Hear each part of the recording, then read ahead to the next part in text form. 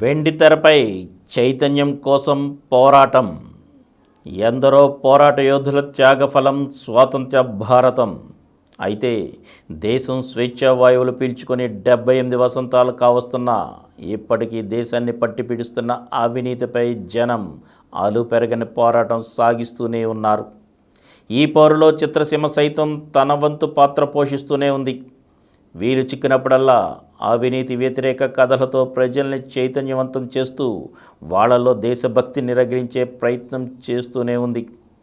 ప్రస్తుతం ఈ తరహా కథలతో సినీ ప్రియుల్ని మరిపించేందుకు పలువురు కథానాయకులు సిద్ధమవుతున్నారు. సినిమాల్ని అస్త్రంగా చేసుకొని అవినీతి వ్యతిరేక పోరులో తన వంతు పాత్ర పోషించిన దర్శకుల్లో ముందుంటారు శంకర్.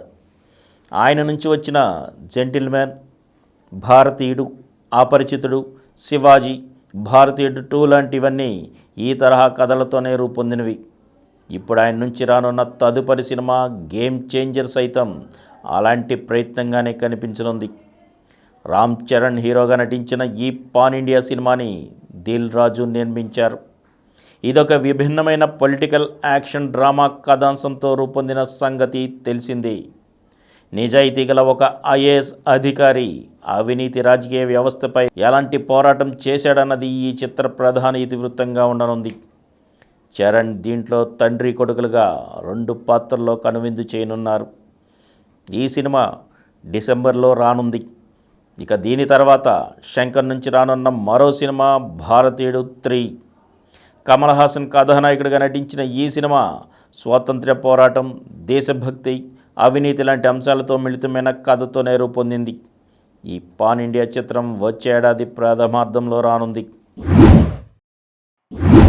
ఇక సరిహద్దు కాపాడేవాడే సైనికుడు కాదు, సంపద కాపాడేవాడు కూడా సైనికుడే అంటూ అవినీతి పర్ల ఆట కట్టించేందుకు మిస్టర్ బచ్చన్గా తెరపైకి వస్తున్నారు రవితేజ.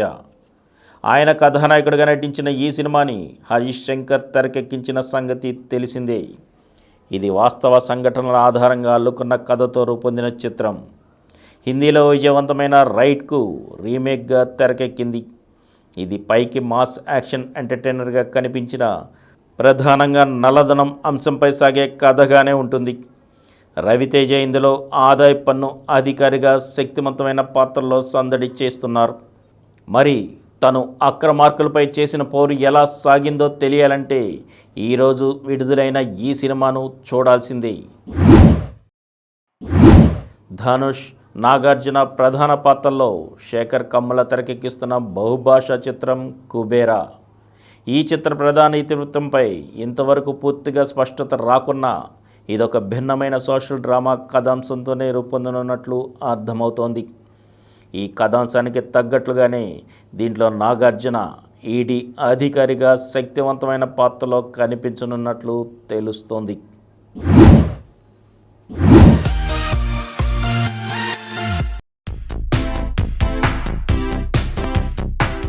ఈ కార్యక్రమం మీకు ఎంతో నచ్చింది కదా. ఇటువంటి మరిన్ని వీడియోల కోసం అనతి కాలంలోనే 20 కోట్ల వ్యూస్ సాధించిన సమరం ఛానల్ సమర్పించు సమరం సినిమా స్క్రీన్ ఛానల్కు సబ్స్క్రైబ్ చేయండి, లైక్ చేయండి, మీ ఫ్రెండ్స్కి షేర్ చేయండి. అలాగే ప్రక్కనున్న గంట సింబల్ని ప్రెస్ చేయడం మర్చిపోకండి. Please download Samaram Channels app from Google Play Store and watch your favorite channels. Click the bell icon and subscribe to the channels.